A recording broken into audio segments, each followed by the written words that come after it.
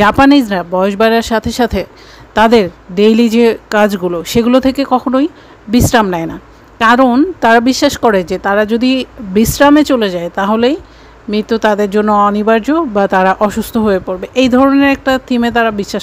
একইভাবে ইউনানি সায়েন্সও আপনাকে পরামর্শ দেয় যে নিয়মিত 20 মিনিট হাঁটার অভ্যাস করুন, কারণ আপনি নিয়মিত 20 মিনিট হাঁটলে এটি আপনার শরীরের যে বজ্র পদার্থ সেটা বের করতে সাহায্য করবে, কারণ হাঁটার মাধ্যমে আপনার লিভার এবং কিডনি এগুলো অনেক বেশি অ্যাক্টিভ হয়ে যাবে, যার ফলে আপনার বজ্র পদার্থগুলো দ্রুত শরীর থেকে বের হয়ে যাবে।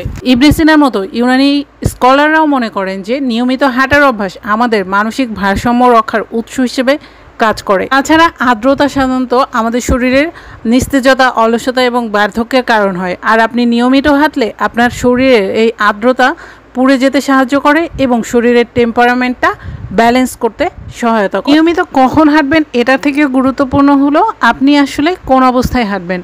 অবশ্যই আপনি যখন হাঁটার জন্য সময় বের করবেন বা সময় নির্ধারণ করবেন, সেই সময়টা আপনি যেন খালি পেটে থাকেন, এই জিনিসটা অবশ্যই মাথায় রাখবেন।